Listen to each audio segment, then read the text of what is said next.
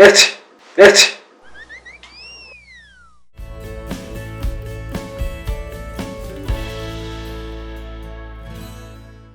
요즘 코로나 때문에 이렇게 기침하는 것도 많이 눈치 보이시죠? 우리 삶의 작은 변화가 평소에는 크게 신경 쓰지도 않던 재채기를 불편하게 만들었습니다. 그런데 우리 주위에는 이런 기침뿐만 아니라 크게 웃거나 간단한 산책을 하거나 가만히 누워있다가도 갑자기 불편해지는 분들이 계십니다.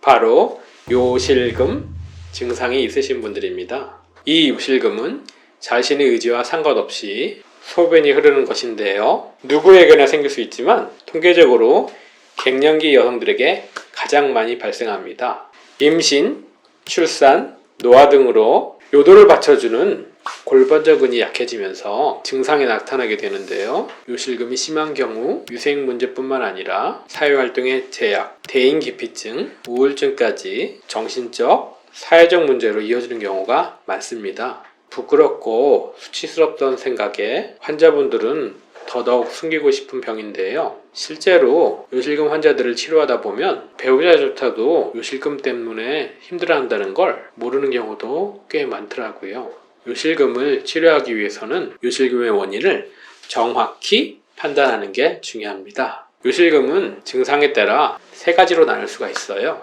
첫 번째는 복압성 요실금으로 뛰거나 크게 웃을 때 또는 재채기 등으로 복압, 그러니까 이 배에 압력이 올라갈 때 발생해서 복압성 요실금이라고 하고요. 두 번째는 절박성 요실금입니다. 소변이 마렵다고 느끼는 것을 요일이라고 하는데요. 아마 물이 흐르는 소리를 듣고 나도 모르게 갑자기 요일을 느꼈던 경험이 있으실 거예요. 절박성 요실금 환자들은 그런 요일을 느끼는 순간 바로 소변이 나와버리는 거예요. 얼마나 고통스러울지 감이 오시나요? 그 다음 세 번째는 복합성 요실금입니다. 복합성 요실금과 절박성 요실금 증상을 동시에 가지고 있는 분들인데요. 당연히 환자분들이 힘들어하시는 유형입니다. 요실금의 종류와 정도에 따라 그 치료법이 다양한데요. 생활습관과 식습관을 개선하는 것은 물론 골반 근육 강화 운동을 통해 증상을 완화시킬 수도 있고 경우에 따라 수술을 통해 치료할 수 있습니다.